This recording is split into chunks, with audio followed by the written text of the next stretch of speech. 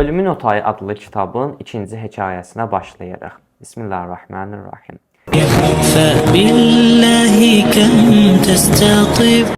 İkinci hekayə. Cənab mühəndisin bizimlə danışmağa elə də meyli yox idi. Bir neçə dəfə boyun qaçırsa da nəhayət onu razı sala bildik. Bu razılıq onun adını kitabda yazmayacağımıza söz verdikdən sonra baş tutdu. Biz cənab mühəndisi səhər saat 8-də ziyarət elədik. Görüşümüz rəhbərlik etdiyi şirkətin konferans zalında baş tutdu. Onun əynində qəhvəyi rəngdə kostyum var idi. İri əzələli, uzun saçlı və parlaq gülümsəməyə malik olan biri idi. Onun iri, yaşıl və cəlbedici gözləri qarabuğdayı simasında xüsusilə nəzərə çarpırdı.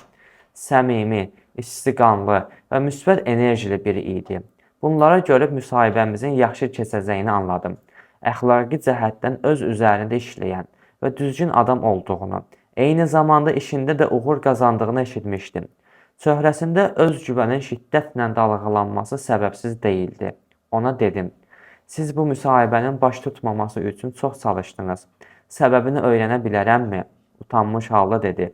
Düz deyirsiniz, bunu inkar eləmirəm. Müsahibəyə razılıq vermək niyyətində deyildim. Bu hərəkətimlə sizi incitmişəmsə üzr istəyirəm. Sizdən buna görə məni bağışlamağınızı istəyirəm. Bu rəftarımı ürəyinizə salmamanızı rica edirəm. Müsahibədən niyə qaçdığıma gəlincə, bunun üçün bir neçə səbəbim var idi. Birincisi, bir müddət öncə hekayəmi heç kimə danışmayacağıma bağlı qərar vermişdim. Danışdığım zaman pis bir hissə qapılıram. Bəs İkincisi isə adımı açıqlayacağınızdan yaranan nigarançılığım idi. Hələ də nigaransınız? Xeyr, artıq sizə güvənirəm. Üçüncüsü, istəmirdim və istəmirəm ki, mənim cöbçü, boşboğaz və biraz dəli olduğumu düşünəsiniz. Biz sizin barənizdə bu cür düşünmərik. Bunu deməyə tələsməyin. Hekayəmi eşitməyincə bu haqda qəti söz deyə bilməzsiniz. Mənim hekayəm həddindən artıq təəccüblüdür. O səhnələr, hadisələr, diyaloqlar və özümlə qəbrə aparacağım bir sıra sirlər. Mənə üstünü açmağı qadağan etdikləri sirlər. Barmaqlarını saçlarının arasından gəzdirib dedi. Bilirsiniz, əslində o macəranın real olduğuna yalnız mən əmin ola bilərəm. Təəssüf ki, bu əminliyi sizə ötürə bilmirəm. Ola bilər ki, buna heç ehtiyac olmasın. Siz mənim hekayəmə inanıb inanmayacağınızda azadsınız. Hər bir halda deyəcəyim sözlər barədə istəsəniz də, istəməsəniz də düşünəcəyinizi bilirəm. Məncə, elə bu da kifayətdir. Hekayənizi eşitməmişdən öncə bir neçə kiçik sualım var. Siz əslən haralısınız? Mənim əslim filan yerdəndir. Harasından? Ölkənin sakit şəhərlərindən birindənəm. Əslim filan şəhərdəndir. Bir neçə ildir ki, paytaxtda yaşayıram. Yəni, bundan öncə doğulduğunuz şəhərdə yaşayırdınız? Bəli, böyük bağı olan köhnə tikili bir villada. Oranı əmimdən satın almışdım. Müəyyən təmir işləri apardıqdan sonra yaşamaq üçün münasib hala gəldi. Siz tikinti mühəndisisiniz. Bildiyim qədərilə bu sahənin ən yaxşılarından birisiniz. Yeniçiliyiniz və evləri modern, kreativ formada hazırlamağınız çox tərif olunur. Açığı, özünüzün bir il bundan öncəyə qədər köhnə tikili bir evdə yaşadığınıza təəccüb elədim. Elə indi də köhnə bir evdə yaşayıram. Atalar deyir ki, kuzəçi özü sınıq kuzədən su içər. Sözün açığı, mənim ənənəvi və klassik memarlıqla xüsusi əlaqəm var. Sizin təsəvvürünüzün əksinə olaraq, layihələrin müasir və klassik üslubların qarışığıdır. Yəni, klassik üslubdan ilhamlanaraq hazırlanmış müasir layihələr. Söhbəti dəyişdim. Sizin 34 yaşınız var. Yəqin ki, evlisiniz. Zarafatca dedi. Yaşımı çoxaltmayın. 33 yaş, 11 ay. Bəli, evlənmişəm. 2 xanımı ilə. Maşallah. Sevinməyin. İlk evliliyim uğurlu alınmadı. İnanmıram ki, bu sualı soruşmağa haqqım olsun. Amma yenə də soruşuram. Niyə ayrıldınız? Əvvəla deyim ki, o pis adam deyildi. İnsafsızlıq eləyə bilmərəm. O yaxşı xanım idi. Biz bir-birimizi sevirdik. Lakin zövqlərimiz və düşüncə tərzimiz fərqli idi. Eyni zamanda heç vaxt bir-birimizi incidəcək söz deməmişdik. Hətta səs tonumuzu belə qaldırmamışdıq. Hər ikimiz fərqli fikirlərimizə görə güzəştə getməyə çalışırdıq. Bəs sonra Fransaya səfər edib orada yaşamaq qərarına gəldi. Valideynləri daimi olaraq Parisə köçmüşdülər. O bizim də oraya köçməyimizdə israrlı idi. Lakin mən razılıq vermirdim. İnanın ki, ailə həyatımı qorumaq üçün çox çalışdım. Əlimdən gələn hər şeyi elədim, amma faydasız idi. O, Fransaya tərəf açılan qapıdan başqa bütün qapılara bağlanmışdı. Bu səbəbdən iki dost kimi bir-birimizdən ayrıldıq. O getdi, boşandıqdan dərhal sonra. O getdikdən sonra evim olduqca soyuq və boş oldu. Evdən uzaq olmaq üçün özümü dəlicəsinə işə verdim. Günün 24 saatını işləyirdim. Yenidən evlənməyiniz çoxmu çəkdi? 6 ay öncə yenidən ailə qurmuşam. İkinci xanımınız evdardır. Xeyr, bu şirkətdə olan həmkarlarımdan biridir. O da mühəndisdir, bəli. İşinizə qarışmaq kimi olmasın. İkinci evliliyinizdən razısınızmı? Çox razıyam. Bizim çoxlu ortaq cəhətlərimiz var və biz bir-birimizin yanında özümüzü xoşbəxt hiss edirik. Həyatınıza nur, ahəng və istilik gətirdiyini desəm, yəqin ki, yanılmaram. Əsla. Çox dəqiq olar.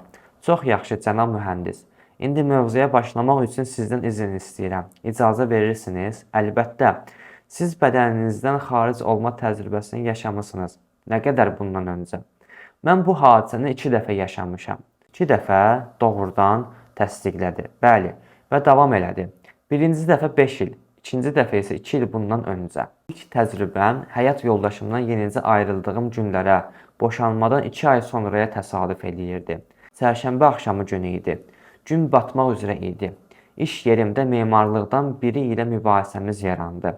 Müştəriniz üçün ev hazırlayan memar idi. Bəli, aramıza söz davası baş verdi, amma çox sərt. İndiyənə qədər o qədər əsəbləşdiyimi xatırlamıram. Onunla konflikt yaşamağınıza səbəb nə idi? Mənim xəyanətə və oğurluğa qarşı olan fitri həssaslığım.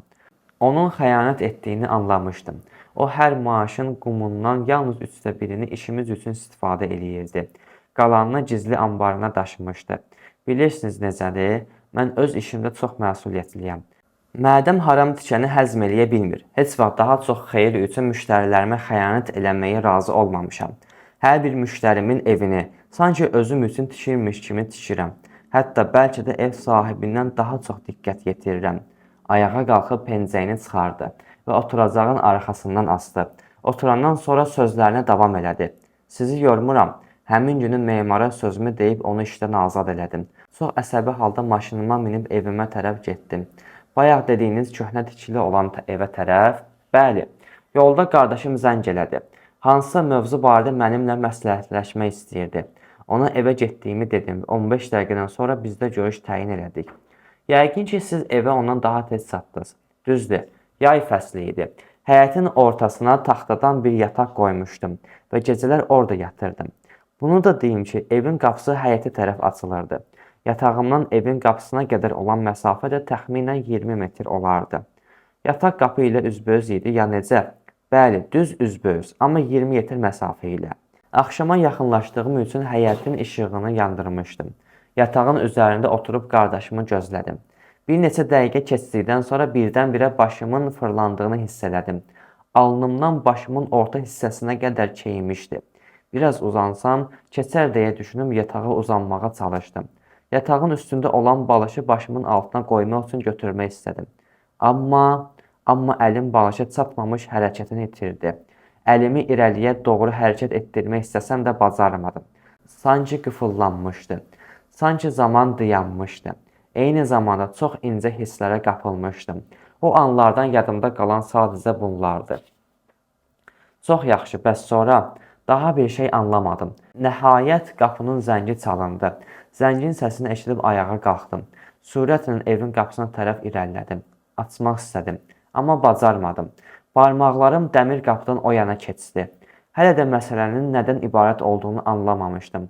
Evin qapısının kənarında yer alan bədənimin mənim eterik bədənimin olduğunu hələ də anlamamışdım.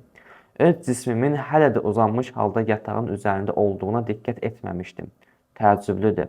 Bir neçə an dodaqlarım bağlı halda ona baxdım və sonra barmaqlarınızın qapıdan keçdiyini dediniz. Bu necə baş verdi? Mümkündürsə bu barədə daha çox danışın. Sanki əlinizin kölgəsi ilə qapını açmağa çalışırsınız. Yəqin ki, bunu bacarmazsınız. Mən də bacarmadım. İkinci dəfədə qapını açmağa cəhd göstərdim. Bu dəfə daha tələsik və daha təşvişlə. Yenə bacarmadım. Bu dəfə isə əlim biləyimə qədər qapıdan keçmiş və qapının digər tərəfində idi.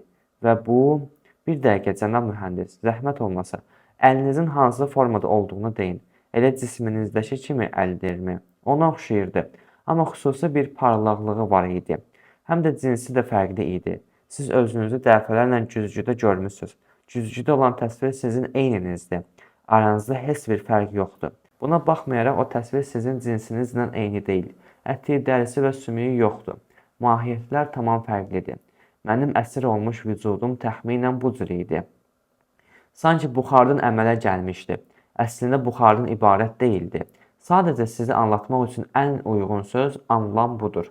O qədər incə idi ki, heç bir şey onun yolunda maneə çevrilə bilmirdi. Anlamadım. Belini əyib qənddandan bir ədəd qənd götürdü. Onu önündəki masanın üzərinə qoydu və əlləri ilə onun üstünü örtüb dedi. Mən indi bu qənd parçasını görə bilirəmmi? Əlbəttə ki, xeyr. Lakin əgər bunu eterik bədənimlə etsəydim, görünərdi. Yəni, eterik bədənim bu qədər incə və lətifdir ki, arxasında olan əşyaları rahatlıqla görmək mümkün olsun. Bəli, davam edin lütfən. Əliniz biləyə qədər qapının digər tərəfindən keçdi. O anda bu və bu kimi məsələlər məndə sual doğurmurdu. Hətta qapıya tərəf qaçdığım zaman ayaqlarımın yerə dəyməməsi də məni təəccübləndirməmişdi. Qaçdığım zaman ayaqlarım yerdən ən azı 5 sm yüksəklikdə idi. Əlim də biləyimə qədər qapının digər tərəfində idi. Özümdən asılı olmayaraq qabağa əyildim. Bununla da başım da qapıdan keçdi. Küçəni tamamilə görə bilirdim. Qardaşım qapının digər tərəfində idi. Bədənimin qalan hissəsini də küçə tərəfə çıxarmaq üçün bədənimə güc verdim. Deyəsən həddindən artıq güc verdim. Çünki gözlənilmədən bayıra atıldım. Qardaşımın dayandığı yerdən təxminən 2 metr aralıya düşdüm. Onun arxası mənə tərəf idi. Lakin buna baxmayaraq üzünü görə bilirdim. Küçənin görüntüsü sizcə real idi? Bəli. Və çox qəti şəkildə özünü müdafiə elədi. Həm küçə, həm də mövcud olan hər bir şey real idi. Tamamilə həqiqətdən ibarət idi. Yaxşı fikirləşin. Qeyri-adi heç nə müşahidə etmədinizmi? Qardaşımın arxasının mənə olmasına baxmayaraq, üzünü görməyimdən başqa hər şey təbii idi. Elektrik naqilləri, asfalt, divarlar, hətta qapının kənarına düşən daş parçası belə. Qardaşım o daşı ayaqqabısının ucu ilə kənara atdı. Bu anda kiçik bir arı ona tərəf gəldi. O dərhal bədənini kənara çəkib əli ilə arını qovdu. Sonra da baxışları ilə onu gözdən itələyənə qədər yola saldı. Arı getdikdən sonra qardaşım qapının zənginə tərəf gedib asta səslə dedi. Qardaş, niyə qapını açmırsan? Hardasan? Cavab verib dedim. Mən ki buradayam. Nə səsimi eşitdi, nə də məni gördü. Ona yaxınlaşmaq və çiyninə yavaşca vurmaq istədim. O zaman onunla aranızdakı məsafə nə qədər idi? Daha öncə demişdim, 2 metr. Ayaqlarınız yerdə idi? Xeyr, yerdən bir neçə santimetr aralı idi. Qardaşınızın çiyninə vurmaq üçün ona yaxınlaşdınız? Bəli, ona tərəf getdim. Ona tərəf necə getdiniz? Addımladınız? Biraz düşünüb dedi. Addımlamadım. Havada sürüşüb ona yaxınlaşdım. Çiyninə vurdunuzmu? Vurmağa çalışdım, amma əlim çiynindən o tərəfə keçdi. Və sonra qardaşım zəngi bastı. Zəngi basar-basmaz qaranlığa qərq oldum. Eyni zamanda sinəmdə və gözlərimdə güclü təzyiq hiss etdim. Çox keçmədi və mən çətinliklə olsa da gözümü açdım. Yəqin ki, yataqda uzanmışdınız. Bəli, dərhal ayağa qalxıb qapıya tərəf getdim. Bilirdim ki, bayaq qardaşımı görən eterik bədənim idi. Qapını açdım və qardaşım həyətə daxil oldu. Bu hadisəni onunla bölüşdünüzmü? Danışdım və o bütün dediklərimi təsdiqlədi. Cənab mühəndis, bu mövzu barədə sizin şəxsi qənaətinizi bilmək istəyirəm. Özünü oturacağın üzərində toparlayıb dedi. Şübhəsiz ki, mənim eterik bədənim torpaqdan olan cismimdən xaric olmuşdu. O zaman cismən ölmüşdüm ya yox, bax bunu bilmirəm. Bəlkə də həqiqətən ölmüşdüm. Ya da bəlkə insanın bu cür şeyləri təcrübə etməsi üçün ölməsinə ehtiyac yoxdur. Demişdiniz ki, ölümü 2 dəfə təcrübə etmişsiniz. İndiyə qədər eşitdiyimiz ilk təcrübəniz bu idi. Məncə ikinciyə başlamağınızın artıq vaxtıdır.